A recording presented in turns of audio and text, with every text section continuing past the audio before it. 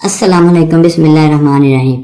मेरी बेटी का नाम नादिया है। अपनी बेटी को मैंने तनहा पाला था। वक्त ने बहुत ज्यादा सितम किए थे। शोहर की दूसरी शादी की खबर ने मुझ पर दुनिया ही तंग कर दी थी। एक मशर की लड़की के लिए उसका शोहर ही सब कुछ होता है, मगर मेरे लिए ऐसा कुछ नहीं था। एक दिन दोस्त के जरिए मालूम हुआ कि मेरे शोहर ने एक बहुत खूबसूरत लड़की से शादी कर ली है। वो लोग खुशो खुरम जिंदगी गुजार रहे हैं। वो वक्त मेरे लिए किसी आजमाइश से कम नहीं था, मगर अपनी बेटी के मुस्तकबिल के लिए मैंने ये कदम उठाया था। मैं लोगों के घरों में काम करती थी। जैसे तैसे वक्त गुजरता गया और मैं अपनी बेटी के सहारे जिंदगी गुजार रही थी कि एक दिन मेरी बेटी ने मुझसे पूछा, अम्मी मेरे अब्बू कहाँ हैं, उनका क्या नाम है। ये सवाल था कि जिसके डर से मैं बच रही थी, मगर उसने पूछा तो मैं जब्त कर गई। बेटी तुम्हारे अब्बू ना एक हादसे में गुजर गए थे। तुम बहुत छोटी थी इसलिए तुम्हें याद नहीं, मगर न जाने कैसे उसके जहन में सवाल पैदा हो रहे थे कि अच्छा अब्बू तो चले गए, मगर उनके रिश्तेदार, मेरे दादा दादी, नाना नानी, वो सब कहाँ रहते हैं। मैंने कहा बेटा जब बुरा वक्त आता है तो सब ही छोड़ जाते हैं। ऐसे ही मेरे मेके वाले और सब लोग हमसे दूर हो गए। वो हमसे कतराते थे, मगर मैंने कभी किसी को कभी मदद के लिए परेशान नहीं किया। मैं अपनी बेटी के दिल से हर वो वाहिम और सवाल अगर मगर को निकाल देना चाहती थी, मगर इन दो सवालों के अलावा वो मेरी बेटी ने मुझसे कोई सवाल नहीं किया।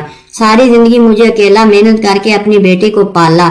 शायद इस बात का एहसास था। मेरी बेटी को स्कूल के बाद कॉलेज से पढ़ाई करते ही मेरी बेटी को जॉब मिल गई थी और वो अब स्कूल में पढ़ाने लग गई थी। आजकल के माहौल की वजह से मैंने सोचा क्यों न मैं अपनी बेटी की किसी अच्छे लड़के से शादी कर दूं। इस सिलसिले में बहुत रिश्ते वालों को मैंने कहा। एक रिश्ता आया तो मैंने अपनी बेटी से कहा कि तैयार हो जाओ, मगर उसका जवाब सुनकर मुझे खुशी भी हुई, मगर उसके जज्बातों की कदर थी मुझे। लेकिन मैंने इस वक्त मतलबी नहीं बन सकती थी। मेरी बेटी चाहती थी कि मैं उसकी शादी ना करूं। वो अपनी माँ को अकेला छोड़कर कभी भी जाना नहीं चाहती थी। उसकी माँ उसके अलावा कोई नहीं था, मगर ये नामुमकिन था। बड़े से बड़े बादशाहों की बेटियों की शादी हुई थी, फिर मुझ नाचीज की बच्ची कैसे रह सकती थी। उसकी फिक्र भी ठीक है, मगर मैं खुद गर्ज नहीं बन सकती थी। अपनी बच्ची के लिए मेरी यही दुआ थी कि जो भी रिश्ते उसके लिए आए वो उसके हक में बेहतर हों। मेरा तो कोई रिश्तेदार ऐसा कोई नहीं था जिसके बेटे से मैं अपनी बेटी की शादी कर सकूं। मुझे इस दुनिया पर जरा भी एतबार नहीं था। कौन इंसान किस वक्त अपना रंग बदल जाए। फिलहाल मैंने ज्यादा जोर नहीं दिया और अपनी बेटी को कुछ वक्त दिया। वो 2-3 महीने बाद जब एक और रिश्ता आया तो मैंने अपनी बेटी से कहा, मगर इस बार भी उसने जिद की उसको शादी नहीं करनी।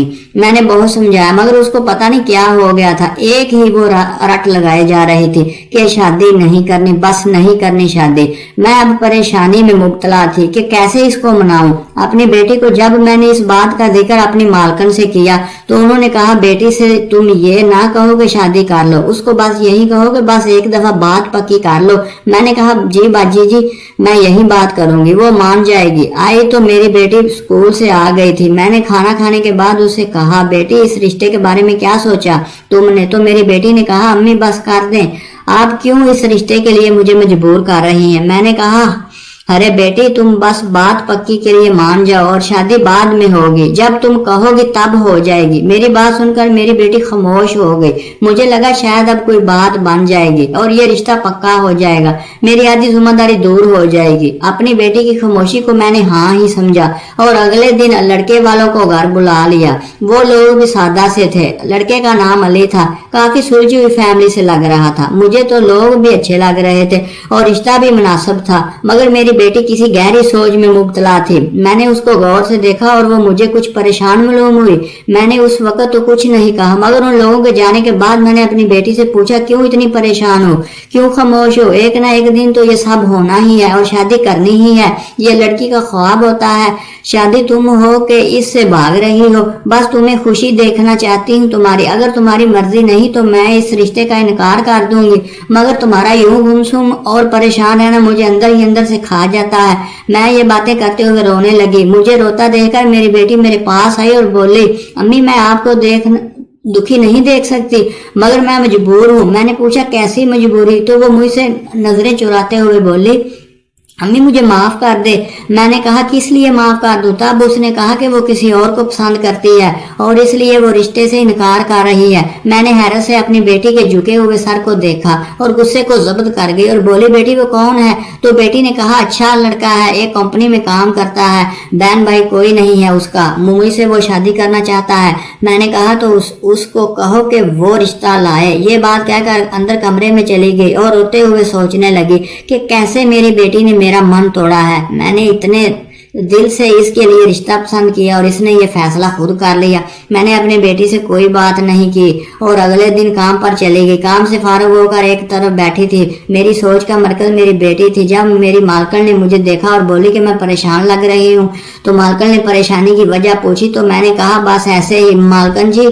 انہوں نے کہا بتاؤ یہ بات ہے کیا؟ ہو سکتا ہے تمہاری پریشانی میں حل کر دوں۔ میں نے کہا باجی میری بیٹی کسی کو پسند کرتی ہے اور وہ لڑکے سے شادی کرنا چاہتی ہے، مگر میں اس خوف میں ہوں کہ میری بچی کی زندگی خراب نہ ہو جائے۔ میری بات سن کر مالکن نے کہا اس میں کیا مشکل ہے، تم اچھے سے جانچ پڑتال کر لو اور پھر اللہ پر چھوڑ دو اور اپنی بیٹی کو رخصت کر دو۔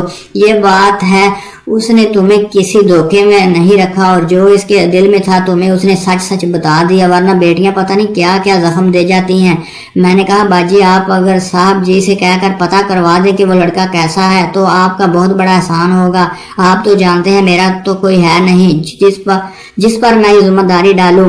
باجی نے کہا اچھا ٹھیک ہے، کل میں اس کمپنی میں تمہارے صاحب جی کو بھیج دوں گی، مگر تم اس بارے کی کوئی رائے قائم نہ کرنا، جو ہوگا اچھا ہوگا۔ میں گھر آ گئی، راستے میں یہی بات سوچتی رہی کہ باجی ٹھیک کہہ رہی ہیں، میری بیٹی نے کوئی غلط قدم نہیں اٹھایا، اپنی مرضی بس بتائی ہے۔ میں نے بیٹی سے کہا اس لڑکے کے 2 دن بعد بلا لو، کل صاحب جی کمپنی میں پتہ کرائیں گے، مجھے بھی تسلی ہو جائے گی کہ کیسے لوگ ہیں۔ میری بات سن کر وہ خوشی سے چمکنے لگی، میرے گلے لگ گئی اور اگلے دن صاحب جی نے بتایا کہ لڑکا اچھا ہے اور ماں باپ کے ساتھ رہتا ہے، ماں باپ دور کے گاؤں میں رہتے ہیں، شادی کے بعد یہیں رہے گا۔ وہ لڑکا آ گیا، شکل کا اچھا تھا۔ میں نے بھی کوئی اور جواز ظاہر نہ کیا اور 6 لوگوں کی موجودگی میں نکاح کر دیا۔ لڑکے کی طرف سے اس کے کچھ دوست اور کمپنی کے لوگ شامل تھے۔ میں مطمئن تھی کہ میری بیٹی خوش ہے اور میرا داماد بھی ہمارے گھر کے ساتھ والے گھر کے کرائے پر لے کر اس میں رہنے لگا۔ یہ میرے لیے اور بھی اچھی بات تھی کیونکہ میری بیٹی میری آنکھوں کے سامنے ہی رہتی تھی۔ وقت بڑی تیزی سے گزر رہا تھا۔ ایک دن میری بیٹی کی طبیعت خراب ہوئی تو میں اس کا حال پوچھنے گھر چلی گئی۔ وہاں جا کر دیکھا تو میں صورتحال سمجھنے سے قاصر تھی۔ میرا داماد گھر میں جھاڑو لگا رہا تھا، مجھے دیکھ کر شرمندہ سا ہو گیا۔ میں نے کہا ارے بیٹا مجھے بلا لیتے، کر دیتی کام۔ اس نے کہا نہیں خالہ بس یہ ہو گیا۔ اس دن کے بعد میں نے 2-3 دن کام کیا، مگر میری بوڑھی طبیعت میں اتنی سکت نہ تھی کہ اپنے گھر کا اور پھر اپنی بیٹی کے گھر کا کام کروں۔ بیٹی نے جو مجھے تھکن سے چور دیکھا تو بولی امی تم رہنے دو، میں کوئی ملازمہ رکھ لوں گی۔ میں نے کہا نہیں بیٹی تم ایک کام کرو، اپنے شوہر سے کہو کہ تمہاری ساس کو بلا لے، اس بہانے ہم بھی ان سے مل لیں گے۔ بیٹی نے کہا ہاں اماں جی میں کہتی ہوں شوہر سے، اب آپ ٹھیک کہہ رہی ہیں، میرا بھی اکیلی کا دل نہیں لگتا۔ رات کو جب میرا داماد آیا میں وہیں تھی۔ بیٹی نے بات کرنا شروع کی کہ آپ ایک کام کریں اپنی امی کو بلا لیں۔ یہ بات سن کر اچانک میرے دماغ نے مجھے دیکھا اور پھر میری بیٹی کو دیکھتے ہوئے بولا مگر اماں یہاں آ کر کیا کرے گی؟ میں نے کہا ارے بیٹا وہ بہو سے نہیں ملی، اس سے بھی مل لیں گی اور میرا بھی کبھی سامنا نہیں ہوا۔ داماد نے کہا خالہ وہ تو ٹھیک ہے مگر وہ لوگ گاؤں کے ہیں نہ تو یہاں کے ماحول میں ان کا دل لگتا ہے اور ویسے بھی اتنی دور کا سفر کرنا ان کے لیے مشکل ہے۔ مجھے یہ بات عجیب سی لگی کہ داماد ان کا اکلوتا بیٹا ہے اور وہ لوگ اس سے ہی دور کیسے رہ لیتے ہیں۔ خیر جب بیٹا نہیں چاہتا تو میں اور میری بیٹی کیوں اس کو زبردستی مجبور کریں۔ اس دن کے بعد میں تو اپنے داماد سے اس بارے کوئی بات نہیں کرتی تھی، مگر اگلے ہفتے اچانک میری بیٹی بے ہوش ہو گئی۔ ڈاکٹر کے پاس لے کر گئے تو اس نے خوشخبری سنائی، میں تو خوشی سے جھوم اٹھی۔ میں نانی بننے والی ہوں۔ میرا داماد اور بیٹی بہت خوش تھے، مگر ڈاکٹر نے سختی سے کہا کہ بیٹی کو آرام کرنا ہے، اس لیے میں نے داماد سے کہا کہ تم کسی ملازمہ کو رکھو، مگر اس کے وسائل نہیں تھے۔ پھر میں نے کہا تم اپنی امی کو بلا لو، آخر وہ بھی دادی بننے والی ہے، اتنی بڑی خوشی کے لیے وہ چند گھنٹوں کا سفر نہیں کر سکتی۔ मेरी बात सुनकर वो सोच में पड़ गया, मगर फिर बोला ठीक है खाला जी, मैं बुलाता हूँ। अम्मा को देखते ही वो क्या कहती है। मैंने कहा ये क्या बात हुई, तुम इसरार करना वो आ जाएगी वरना मैं बात कर लूँगी। दामाद अचानक बोला नहीं नहीं खाला, मैं बुला लूँगा, आप परेशान ना हों। अगले दिन मैं जब अपनी बेटी के घर गई तो वहाँ एक बूढ़ी उम्र औरत बैठी थी। मुझे घर में दाखिल होते देखकर वो वहलाना तरीके से मुझसे मिली तो मैं हैरान थी कि कौन है ये औरत। मेरी बेटी ने कहा अम्मा जी ये मेरी सास हैं। मैंने कहा अच्छा, वो औरत देखने में कहीं से भी गांव की नहीं लग रही थी, मगर मुझे उससे क्या, मेरी बेटी इस हालत में किसी अपने मददगार के साथ रहे यही काफ़ी है। रात को जब दामाद आया मैंने महसूस किया वो काफ़ी बोरियत महसूस कर रहा था। ये बात मैंने जब अपनी बेटी से कही तो उसने कहा अम्मी आप ज़्यादा सोच रही हैं, ये लोग ऐसे ही फितरत के मालिक हैं, बहुत कम खैरियत पूछते हैं। मैं एक रात सो रही थी जब मुझे ऐसा लगा जैसे मेरे घर की छत पर कोई उतरा है। मुझे लगा मेरा वहम है, मगर कुछ देर बाद मुझे फिर ऐसा लगा जैसे कोई छत पर चल रहा है। मैं उठी और देखा कि कोई बिल्ली वगैरह ना हो। छत का दरवाज़ा खोलते हुए मैंने बाहर झांका तो मेरी हैरत की इंतहा ना रही। छत का बल्ब जल रहा था, जबकि मेरी आदत थी मैं सारे बल्ब बंद करके सोती थी। शायद ये भूल गई थी। मैंने सोचा अब बंद कर दूं। बल्ब बंद करके जैसे ही मैं पलटने लगी मेरी बेटी के घर का दरवाज़ा नज़र आ रहा था। शायद वहाँ कोई खड़ा था, मगर इस वक्त कौन होगा। मैंने थोड़ा झुक कर देखा तो मालूम हुआ बेटी की सास वहाँ खड़ी थी और उसके साथ कोई था जिससे वो बात कर रही थी। मैंने सोचा शायद माँ बेटा बातें कर रहे हूँ, लेकिन वहाँ मेरा दामाद नहीं था, कोई और मर्द था। मैंने उसको नहीं पहचाना। उसके हाथ में काले रंग का थैला था, उसमें कुछ था लेकिन नज़र नहीं आ रहा था। मैं अभी इस थैले को देखती उससे पहले उस औरत का हाथ अचानक सामने मौजूद मर्द के कंधे पर रखना, ये बात मुझे मायूब लगी। मैंने और वहाँ खड़ा होना मुनासिब ना समझा और नीचे कमरे में चली गई। मुझे बार बार ये ख्याल आ रहा था कि मेरी बेटी की सास का रवैया कैसा है। सोचा कि शायद कोई रिश्तेदार होगा, मगर इस वक्त ही क्यों मिलने आया था ये रिश्तेदार। मैं भी तो दिन टाइम भी तो आ सकता था। कल मैं जाऊंगी तो बेटी से पूछ लूंगी कोई आया था उनके गांव से। हाँ यही ठीक है। सुबह मैं जब अपनी बेटी के घर गई तो उसकी सास खाना बना रही थी। मुझे रात वाली बात याद नहीं रही। सलाम दुआ के बाद मैं अपनी बेटी से बातें कर रही थी जब मेरी नज़र मेज़ पर गई जहाँ काले रंग का थैला देखा तो मुझे अचानक याद आया। मैंने अपनी बेटी से कहा कि रात को तुम्हारे घर कोई आया था। मेरी बेटी ने कहा नहीं कोई नहीं आया था। क्यों? मैंने कहा नहीं बेटा, मैंने खुद रात को किसी मर्द को देखा था। अच्छा कोई मेरी बात पर यकीन नहीं है न तुम्हें? तुम अपनी सास से पूछ लो। मैंने उसकी सास को आते देखा। कहा बाजी आप बताएं, कल रात आप किसी से बातें कर रही थी ना घर के दरवाजे पर खड़ी होकर?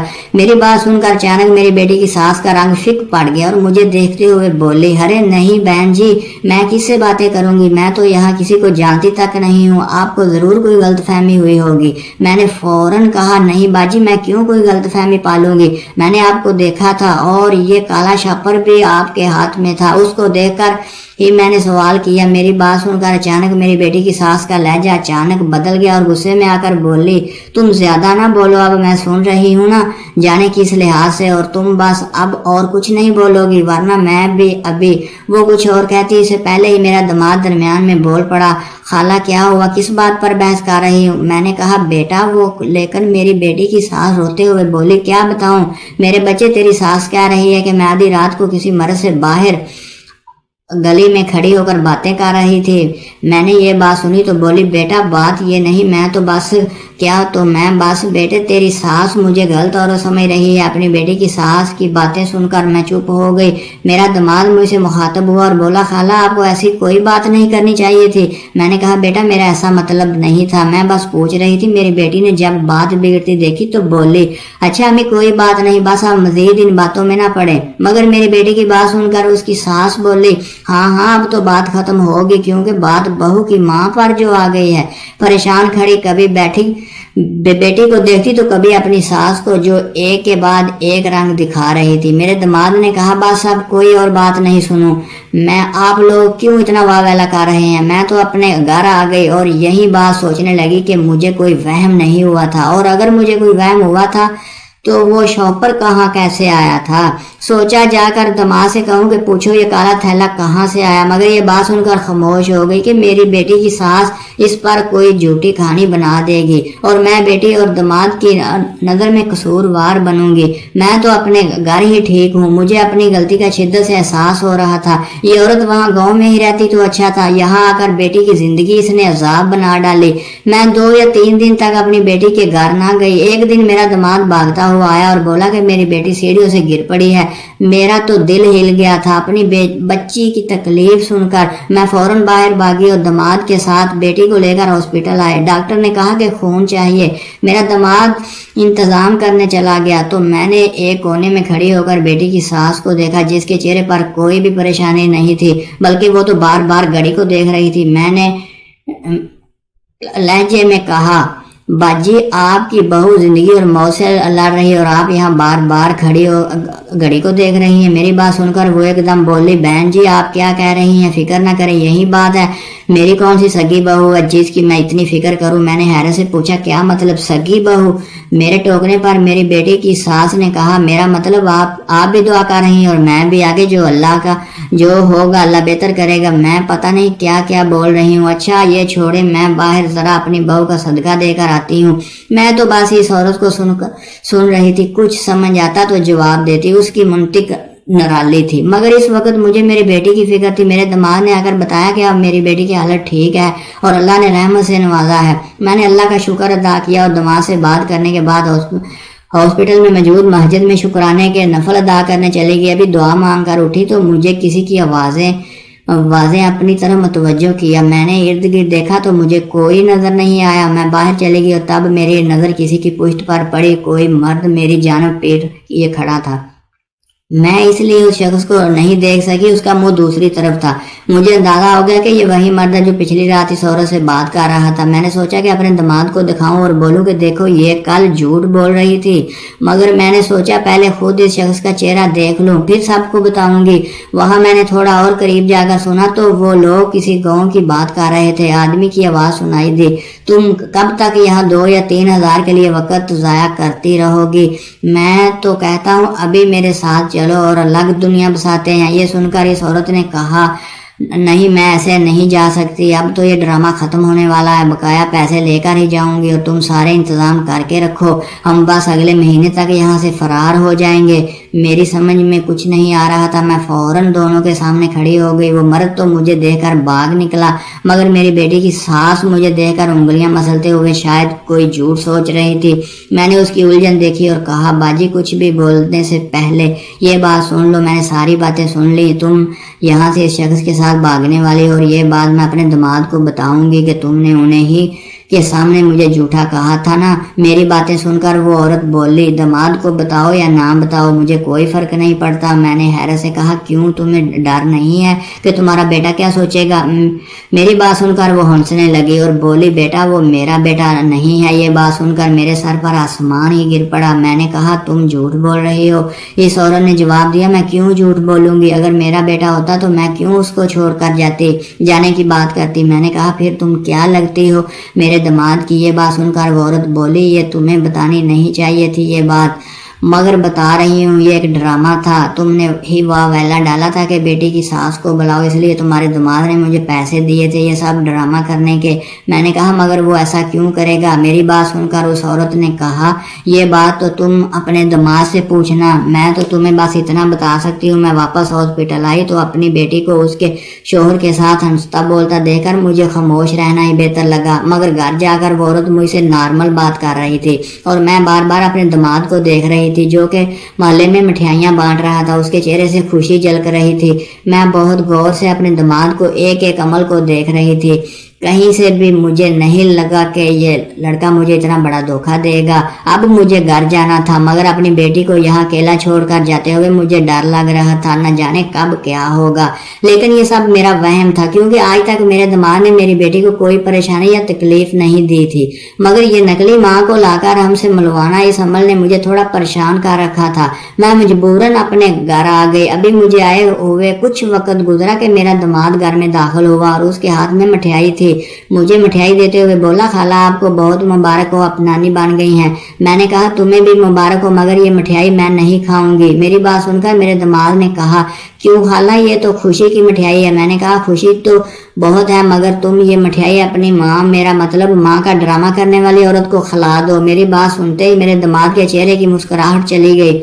میں نے بہت غور سے اپنے اس کے چہرے کے اڑے ہوئے تاثر اور رنگ کو دیکھا اور پھر بولا، خالہ وہ میں نے کہا بیٹا مجھ سے جھوٹ نہیں بولنا، میں سچ جانتی ہوں۔ اگر تم جانتے ہو کہ میں تمہاری بیوی اور اپنی بیٹی کو یہ سب نہ بتاؤں تو ابھی مجھے سچ بتا دو۔ یہ بات سن کر وہ بولا، خالہ میں آپ کو سب سچ بتاؤں گا، مگر آپ یہ سب اپنی بیٹی کو نہیں بتاؤ گی۔ کل آپ میرے ساتھ چلیے گا، میں آپ کو سب سچ دکھاؤں گا، مگر جب تک سارے راز آپ کے سامنے کھل کر نہیں آ جاتے تب تک آپ اپنی بیٹی کو کچھ نہیں بتاؤ گی۔ میں نے کہا ٹھیک ہے، مگر یہ آخری موقع دے رہی ہوں، تمہیں میرا دماد چلا گیا، مگر میں اس ہی سوچ میں گم تھی کہ پتہ نہیں میں ٹھیک کر رہی ہوں یا غلط۔ اگلے دن میں نے اپنے دماد کے ساتھ ایک کالونی میں بنے مکان میں چلی گئی، مجھے باہر بٹھایا گیا، میرا دماد پتہ نہیں کس کو بلانے چلا گیا۔ میں انتظار کر رہی تھی کہ اچانک کمرے میں آنے والے انسان کو دیکھ کر پل بھر مجھے میری آنکھوں پر یقین نہیں آیا، میری زبان تلوے کے ساتھ چپک گئی تھی۔ میرا شوہر اس وقت میرے سامنے کھڑا تھا، میں آنکھوں میں حیرت لیے سن کھڑی تھی جب اچانک ایک عورت میرے سامنے آئی اور مجھے اپنا سر باری دکھائی دیتا ہوا نظر آیا۔ وہ میری دوست رضیہ تھی۔ اس نے آتے ہی مجھے بتایا کہ میرا شوہر دوسری شادی کر چکا ہے، مگر اس وقت دونوں کو ساتھ دے کر مجھے بہت کچھ سمجھ آ چکا تھا، لیکن میں اسے سچ سننا چاہتی تھی۔ میرے دماد نے کہا، خالہ یہ میری ماں اور ابا ہیں۔ میرا ذہن بس وہیں اٹک گیا۔ ابا یہ کیا تھا؟ مطلب میں ابھی کچھ کہتی کہ رضیہ میری جانب بڑھی اور ہاتھ جوڑ کر بولی، مجھے معاف کر دو نادیہ، میں نے تم سے جھوٹ بولا تھا، میں نے تمہارے حق میں ڈاکہ ڈالا تھا، میں ہی ہوں وہ جس نے تمہارے شوہر پر ڈورے ڈالے تھے، مجھے معاف کر دو۔ خاموش کھڑی آنسو بہا رہی تھی۔ میرا ضبط جواب دے چکا تھا اور میں اپنے شوہر کو دیکھتے ہوئے بولی، تم سے کیا شکوہ، یہ تو میرے نصیب میں ہی لکھا تھا، ہم سفری ہی وفا نہ کر سکا مجھ سے۔ میں تو آپ سے افسوس ہی کرتی تھی کہ میری دوست بڑی جوانی بیوہ ہو گئی، آپ نے اس کے ساتھ تعلق بنایا، مگر مجھ سے بے وفائی کی میرے لیے قابل برداشت نہیں تھا۔ میری بات سن کر میرا دماد بولا، خالہ آپ کا شکوہ جائز ہے، مگر ابا نے غلط کیا، آپ کو چھوڑ کر چلی گئی تھی، آپ بھی کتنا ڈھونڈا سب نے آپ کو۔ پھر ایک دن میں نے اسکول میں آپ کی بیٹی کو دیکھا اور اس کا نام سن کر گھر تک پیچھا کیا۔ جب اماں نے آپ کو دیکھا تو یہ سب طے پایا جو ہوا ہے، اور یہ ماں والا ڈرامہ بس میری بیٹی کے اس دنیا میں آنے تک تھا، میں آپ کو حقیقت بتانے والا تھا۔ میں نے دماد کی بات سنی تو کہا، جب تمہارا باپ یہ ہے تو میری بیٹی سے شادی تو شریعت میں ناجائز ہے، اور نہیں خالہ، میں اپنی ماں کا بیٹا ہوں، ابا اور اماں کی کوئی اولاد نہیں ہے۔ میں نے یہ بات سنی تو چپ ہو گئی اور کچھ لمحے بعد بولی، اب آپ سب میری اور میری بیٹی کی زندگی میں کس لیے آئے؟ رضیہ اچانک میرے پاؤں پکڑنے لگی اور میں بولی، مجھے معاف کر دو، میں نے تمہارے شوہر کو ورگلایا تھا، اس کو معاف کر دو۔ میں نے ایک نظر ان سب کو دیکھا اور کہا، یہ ناممکن ہے، میں اب آگے بڑھ چکی ہوں، بدقسمتی سے تمہارے بیٹے نے بھی تمہاری طرح میری پیٹھ میں چھرا کھونپا ہے، آخر خون کا اثر ہے، دور تک جاتا ہے۔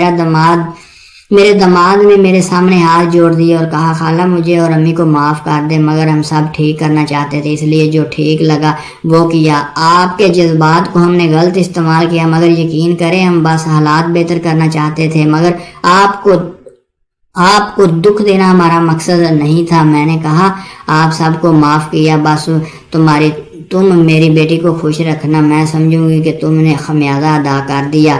یہ بات سن کر میرے شوہر میری جانب بڑھے اور بولے، ہاں میری غلطی ہے، میں نے اپنے نفس کے ہاتھوں کمزور ہو گیا تھا، مگر میں تم سے فرار نہیں ہوا تھا، تم نے تو مجھے بہت بڑا زخم دیا، میری بچی کو مجھ سے دور لے کر چلی گئی تھی تو تم سے خفا تھا، مگر تم نے ایک بار بھی پلٹ کر نہیں دیکھا۔ میں نے کہا، آپ کو کیا لگتا ہے ہماری بیٹی آپ کی دوسری شادی کو سمجھنے کے قابل تھی؟ مگر میں نے جو کیا مجھے وہی ٹھیک لگا تھا۔ میرے شوہر نے میرے سامنے ہاتھ جوڑ دیے اور کہا، میں مانتا ہوں میں نے گناہ کیا، مگر تمہیں ہماری بیٹی کا واسطہ میری سزا ختم کر دو، میری بیٹی کے لیے مجھے معاف کر دو۔ میں نے اپنے شوہر کے آنسو اور اس کا تر چہرہ، اس کے جڑے ہوئے ہاتھ جب اپنے آگے دیکھے تو اپنے آپ کو قابو نہ کر پائے اور اس کے ہاتھ پکڑ لیے۔ اس پر میرے شوہر روتی ہوئی آنکھوں سے مسکرا دیے۔ کبھی کبھی رائے فرار ٹھیک نہیں ہوتی، بہت سی زندگیاں اسے بکھر جاتی ہیں، مل کر اور بیٹھ کر معاملے کو سلجھا لینا ہی بہتر ہوتا ہے۔ اگر آپ کو ویڈیو اچھی لگے تو پلیز چینل کو ضرور سبسکرائب کر دیجیے۔ Thank you very much.